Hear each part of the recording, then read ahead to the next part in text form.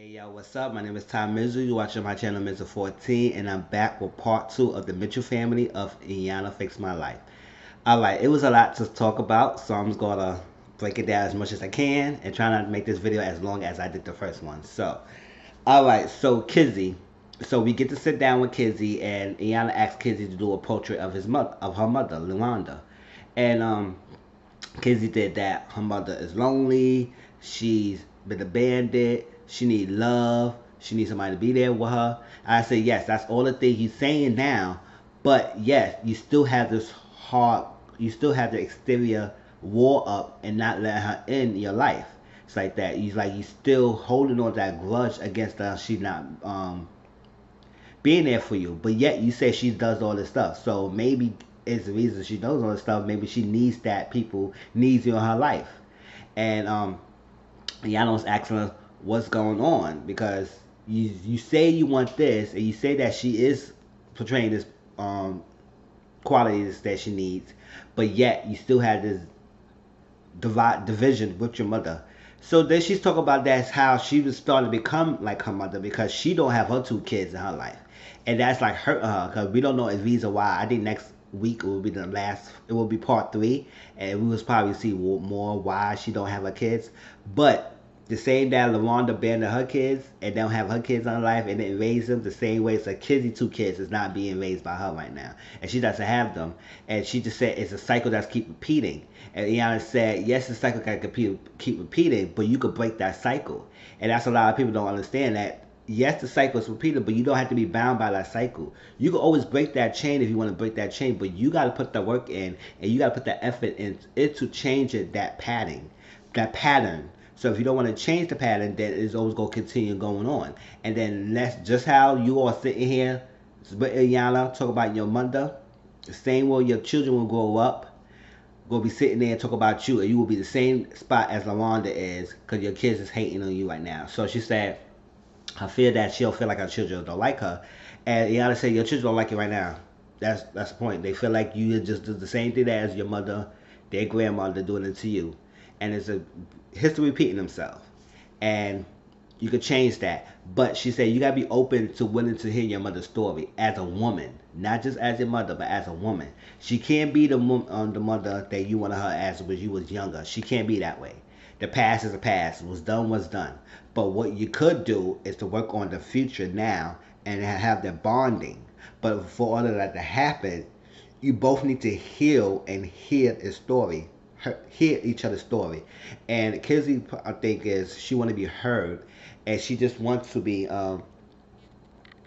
wants to have peace and wants to be heard by her mother. So it's just that Iyanla gonna help her with that. But at the same time, she needs to be open her heart to hear her mother's story because you know that she left you, but you don't know the reason why she went through all this, why she left, and why she abandoned the children, something like that. She probably went through a lot of things, and we'll get to that later. All right. So Iyanla met with LaWanda. So now we get to figure the background of LaWanda, the background story of LaWanda, and it just pains me because I still sit here and it's like, why is she wearing that hairstyle? Why is she wearing the outfit that she wearing? Like she's in a girl group, like something like that. Like, but I'm not gonna clown her because she did open up this week about her past, and what we come to find out is that first Iyanla asked her, let me ask you straight up. I'm not gonna sugarcoat it. I'm gonna ask you straight up, and I don't care how you answer or how you answer this, but let me know. Do you like Kizzy as a person? Um, or the behavior she's been projecting, all that stuff like that. She said she don't like that part of Kizzy, the behaviors and the attitude, all that stuff, but she do like Kizzy as a person. So, um, so it was like, so Iyanla asked her, how is your relationship with your mom? Do you think your mom like you? She said, no, I don't think so. She said, why you feel like your mother didn't like you? She just said that her father, her real father, um, her mom loved him, was the love of her life, but he didn't want her to marry him. So I guess he left, and she felt some bit of anger towards that. Just because she looked like just like the father, I think she took her anger out on the child. So it's like it's like that sometimes. Parents like that when they feel hurt, neglected, abandoned by the loved ones. And sometimes you have a child by that loved one. If you can't get to the loved one, sometimes you go towards the child and you direct your anger towards the child. And it's not fair and it's not good. It's safe to go your anger towards the child because the child didn't do anything towards you. Just because they're a product of the relationship you had with the person who abandoned you, who left you alone, who hurt your heart, doesn't mean that you give your right to do whatever to the child just to build your frustration out on them because you can't get to the person who left you. And that's how I think that's what mom did because she took her anger out on LaWanda. So she never got the love you, she never got the hugs or I love you and all that stuff like that that child wants to have there from the parent. And also she said she get beat by her mom by going tying her on the chair with a stockings, it's like that, and beat her with a extension cord. And I said, wow. So it's like Iyanla said, you need to sit there, sit in that pain that you have. You need to sit in it and let it fester, let it go on, and not ignore that. Sit in that pain so you can be able to go past it, heal it from that. And she want LaVon to sit down with Kizzy and have the woman and woman talk and tell your story, listen to each other, and y'all could be able to help because you need to heal with Kizzy and let's go deep. And Iyanla said, you and Kizzy just alike in some similar ways. And you don't even know that. But y'all don't know because y'all are so angry at each other. Y'all going against each other. Y'all not thinking that y'all is like split mirror image of the same experiences that's going to happen right now. So she said she wanted to sit down with Kizzy. And hopefully that next week we'll get more of Kizzy and LaWanda, see how they can bond. It's like that because that's the only daughter out of all her kids she has, and it sucks that you as a daughter don't have your relationship with your mom, which y'all can have a woman sisterly woman mother daughter bond. And if you can't be the mother, just be the woman that she needs in her life right now. All right. So we got day 2, and they had a family dinner. Everyone was there, sitting down. Remember, Michael Senior was not there, and y'all asked Michael Senior to stay home while they work on the mother and build a mother relationship with the kids. It's like that. All right, so they was talking, and Iyanla had them to read something. So LaWanda read something was, "Past is over, can't touch me not." That phrase was powerful and touching. The past is over, can't touch me not. Meaning is that the past is the past. Yes, whatever happened to you was damaging, was hurtful, but that's the past. It can't touch you not because you need to realize to move on from that. You need to realize that yes, the past is that, but let that be there. Heal from now. Don't dwell on that past. If you keep dwelling on the past, you're not going to heal. And since you want to heal, but you can't heal if you keep dwelling on the past.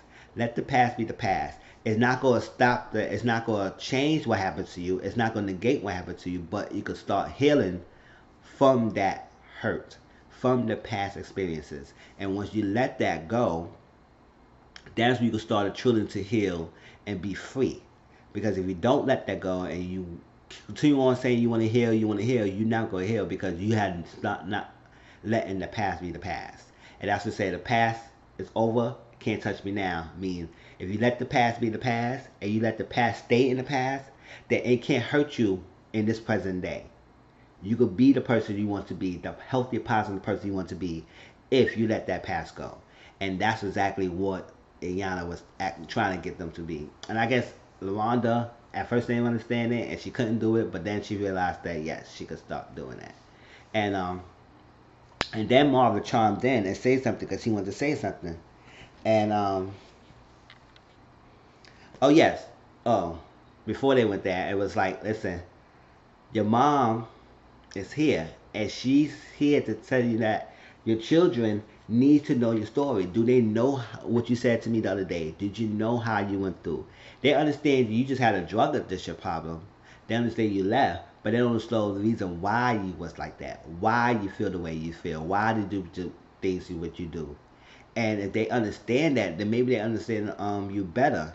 It doesn't go change the experiences that they had with you or the experiences they had came growing up, but it will give them a better understanding of you as a person, woman, that went through some things, that wasn't given the tools and wasn't given the opportunity to be the mother that they want them to have. And they all adults right now. They're not kids. They can't be they can't get the love that they was as a child because that's laying gone. They adults now. But they could get the relationship with you as a woman, as their mother now. Now, and work on that and build on that. And all the kids agree that that's what they want. They understand that's exactly what their experience is like. Yes, they need to know. They need to understand it. Understand why you left.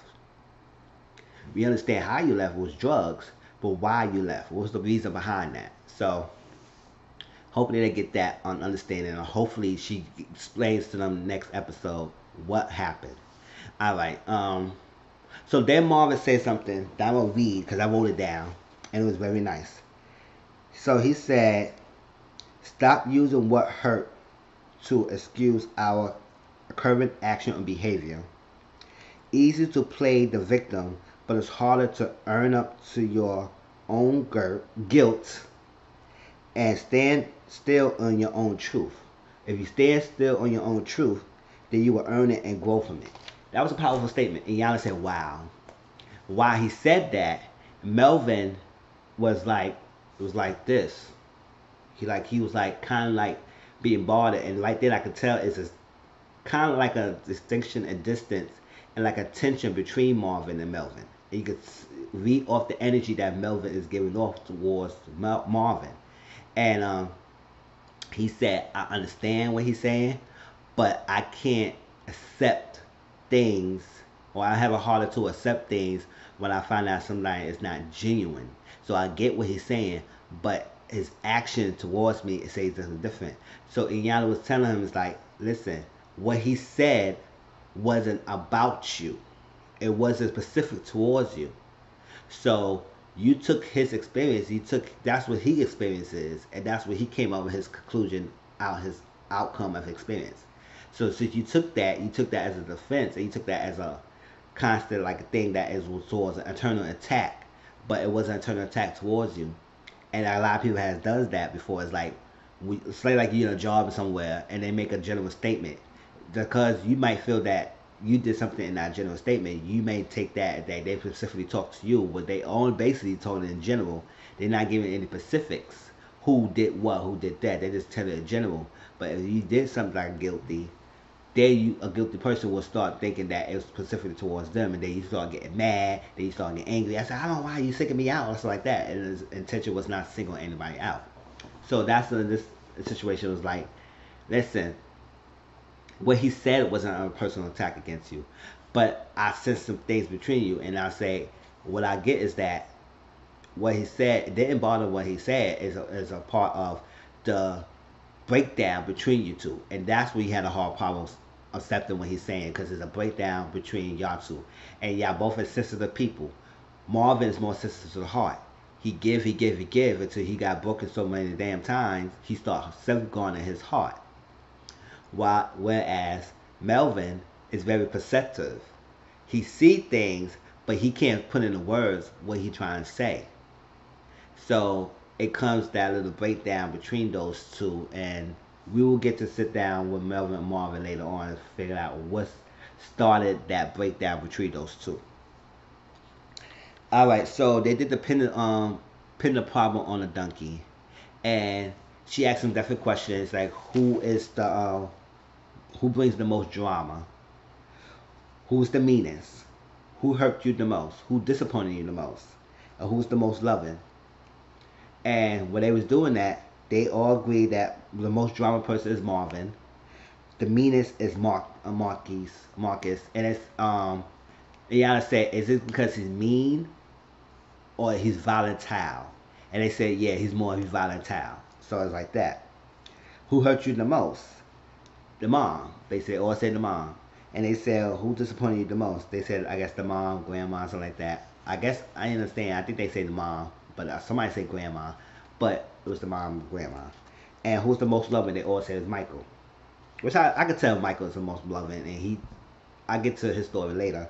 All right, but Iyanla said when y'all playing, when y'all was doing the exercise, she did it herself, and she put all the pins under one name, LaWanda, and it shows to say that LaWanda was the person that planted the seed in his children that fester into them, the hurt, the abandonment, the loneliness, the anger, all that stuff you experiencing is because the abandonment you have from your mom. So that planting the seed grew in each one of her children that led to the between discord between them and the mom.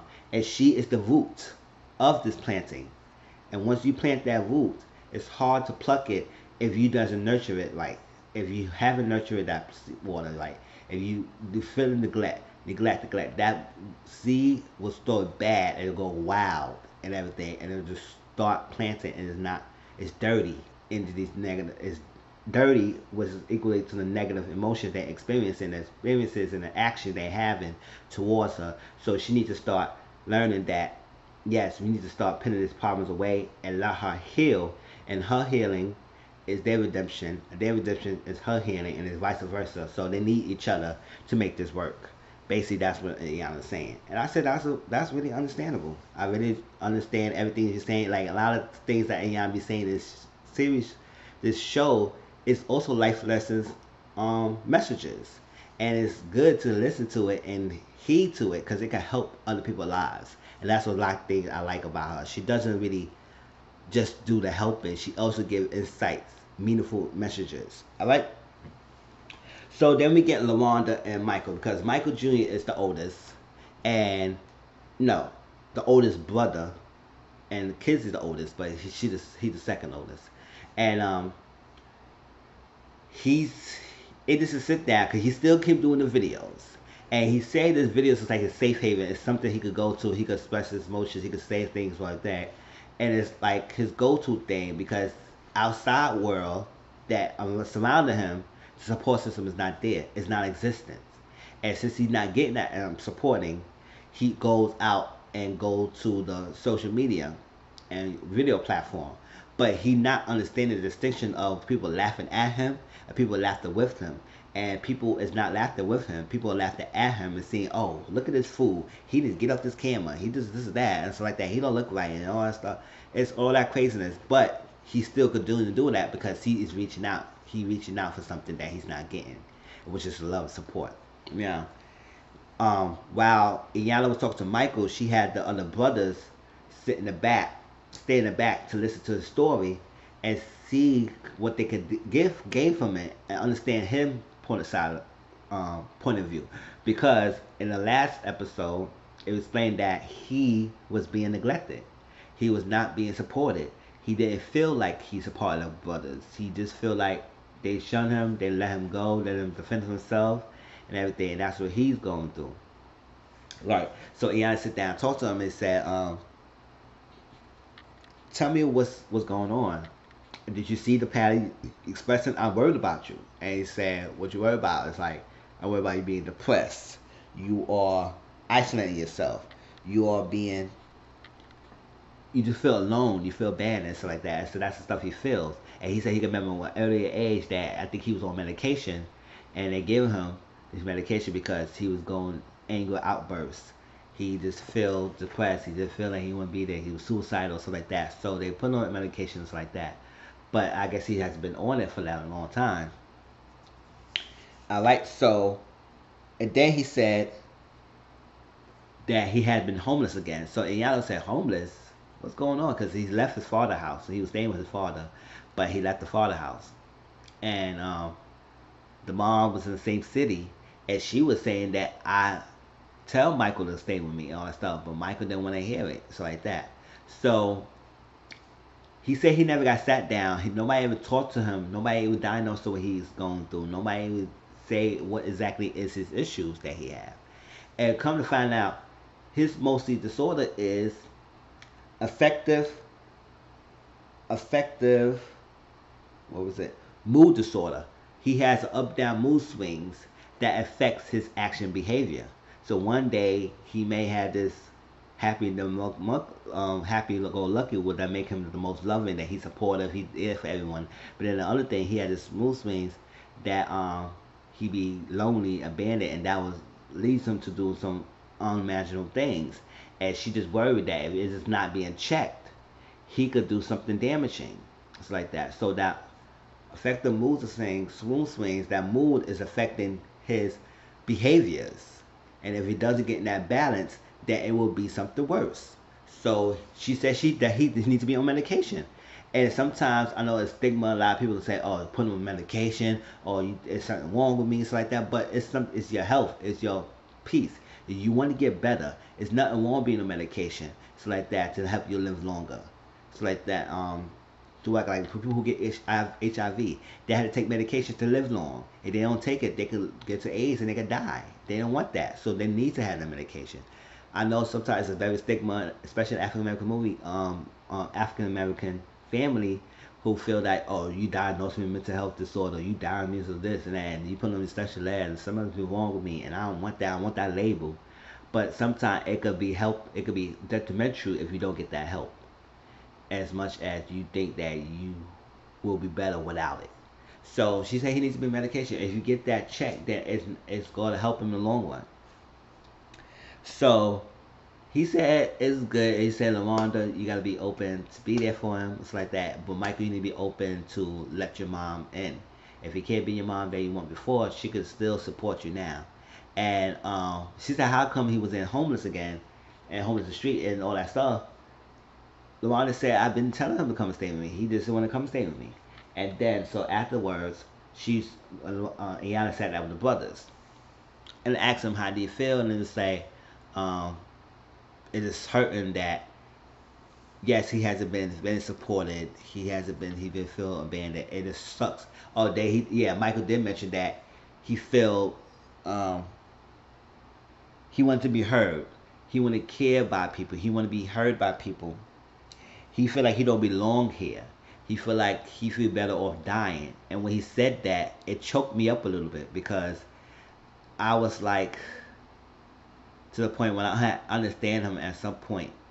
Because of one day in my life before, when I was younger, I felt some type of way about not being seen, or feel invisible, you feel isolated, you feel lonely, you feel like nobody want to hear you. You go out your way to reach out to everyone else, but then when I needed support and help, I wasn't getting it, or I felt that way.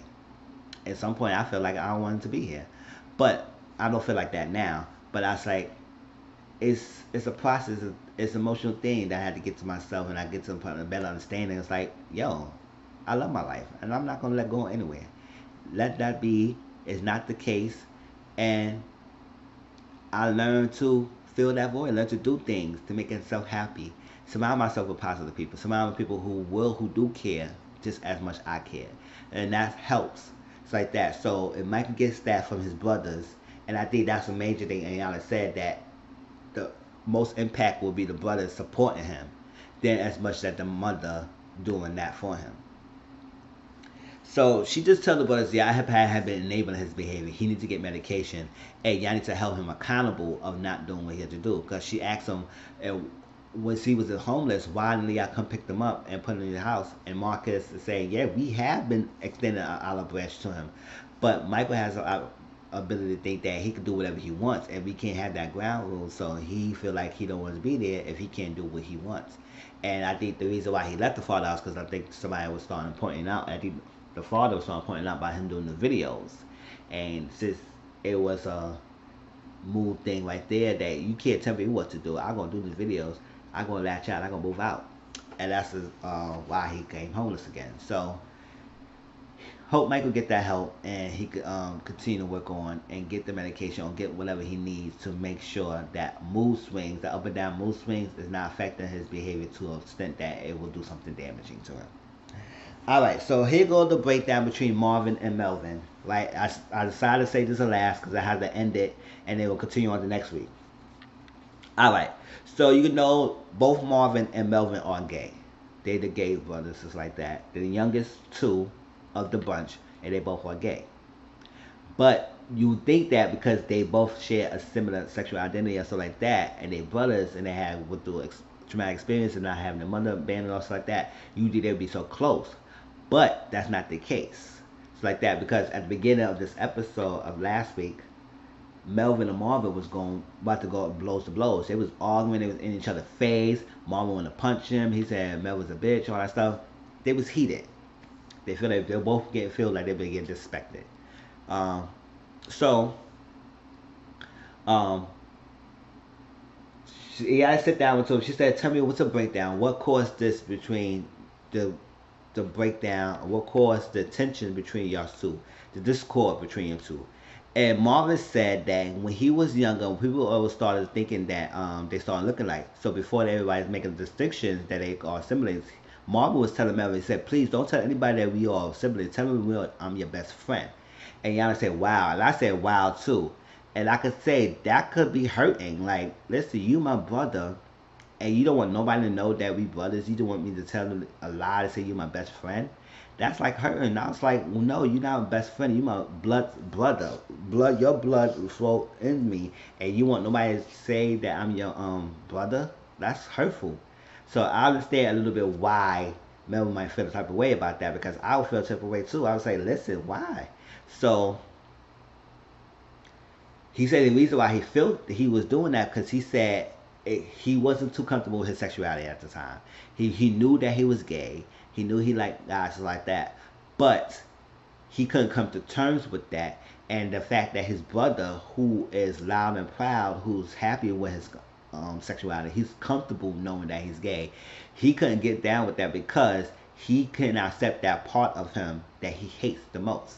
He hates that because he's starting to distinguish that lifestyle as a traumatic experience he went through. Remember, Marvin had been abused, sexually abused when he was at group home, repeatedly. So with that negative experience that he attached to the sex of his sexual identity, also what he said the church is saying that what he should be it was like that. But Iyanla said, no, you have been the church has been doing that. You've been going up the religious dogma that have you that has been getting you thinking like that. But the church is in your heart. So don't associate your sexual identity with the sex. Yes, the abuses happen. It's sad that happened, but don't use that as a thing to hinder you to accepting fully who you are, a gay black male. And because she went to think that your ancestors got beat, they still got whipped, they still got this, they still got that, but they still true to who they are. They didn't let that go because that on what they had happened to them through slavery time, whatever happened to them throughout history. They still hold true to their identity. So you need to start learning to hold true to yourself. And he said he couldn't accept that truth about him. That's why he couldn't be that for Melvin like that and belittle him on Melvin. Now Melvin said that it hurted him when he go through that because he said as everybody been calling him a faggot, he be belittling him. He go to his other brother because he feel like he could be able to identify him with them and help him. But Marvin has been shutting him and just like, oh, don't tell nobody this and that, and kind of disrespecting him and kicking him down while he's down because he's gay. So he just feel like he didn't have that. So I understand both sides of the spectrum. I understand Melvin pain, hurt by his own brother, who he should feel kind of connection with, is kind of shutting him away because he's gay and he don't want to accept that. So he kicking your brother down because he's who he is because you can't accept your truth. And Marvin, as the first one, he's battling his own sexual identity, could also be very kind of homophobic to the gay person. And sometimes people who are really too extreme, who don't want to be associated with it being gay or actually gay themselves, and they can't accept the fact that they are, they do damaging things, and that's what happened. So, long story short, Melvin couldn't agree to apologize to Marvin. Marvin said he apologized for judging his brother because he has been judging, and gay people in the community does judge each other through words. Really judge each other based on looks, lifestyle, all that superficial type of things. And he also apologized that allowing no allowing for him being gay and also judging him. And Melvin said he just can't feel sorry for him because he can't be sorry for him because of what he done to him. And and he was trying to say something, but he didn't want to say anything. So I said, it's okay you don't want to say anything to me. You could go off camera and have this conversation privately with him. It's okay, all that stuff. So during that time, they did have a private conversation. Then Melvin started going off, and he wanted to leave. So they said Miss Iyanla and Melvin trying to leave. So they sat down with Melvin. Melvin didn't want to look at Iyanla's face. He was so upset. He said he not gonna sit here and allow myself to be disrespected and sitting here. It's okay that I don't agree with everything because I don't agree with everything. But I'll have respect for you. I want to leave, so I won't go say anything because I do have respect for you. So when he was talking, he didn't want to look at Miss Iyanla's eyes, just like that. And she said, "Why are you not looking at me?" And stuff like that. And he said, "Oh, I feel that because she feel like he had issue that she was excusing Marvin's behavior for what he did to him, and not held him accountable. And I don't think Iyanla was excusing him. She just was telling him that you need to start accepting your own truth and not using that as a clutch to go against it, be a judgmental and do all that stuff like that. Own up to it and start learning that. So she wasn't really excusing his behavior. She didn't understand why he's like that, but I don't think she was excusing him. But I do understand why Melvin is like so upset because he feel like, in his kind of way, it sounds like a personal attack. And she trying to get him to understand that it was not an attack towards you. It was not personal. And Melvin always taking things personal that is always about him. Is then that so since he had that distinction and discord with his Marvin, he just gonna take it to the extreme. So he said, I'm not gonna sit here and allow you to be disrespecting me and disrespecting myself and stay here and be disrespected and allowing you to do like something. No, I don't agree with that. I'm not gonna accept into that, and I'm gone. So he kept breaking down. He crying. He went out. She said, we need to do something different. We got to do something different. But he didn't want to hear it. So it's ended there, and it will continue next week. And I just hope that Marvin calm down. He continue to process because we don't want him to see him leave. But yes, I think Melvin needs to stop taking things too personal. But at the same time, probably hear him out and let him listen, let him sit down and talk. It's like that. If it's not in front of the cameras, maybe he don't need to be in front of the cameras. Because I think the cameras is amplifying and enhancing his feelings, anxiety, and what's going on. And he don't want to say things in front of the camera. Maybe it's making him starting to be uncomfortable now, doing all this stuff in front of the camera. So maybe you just calm down a little bit and let him calm down, and hopefully get him back on track. Alright, that was Iyanla Fix My Life, y'all. I mean, I explained as much as I can. And tell me how y'all feel about this episode, part 3. And the part 3 will be next week. It will be conclusion of the Mitchell family. And please, if you can, please like, comment, subscribe to my channel when you get a chance. And I'll talk to y'all later. Peace.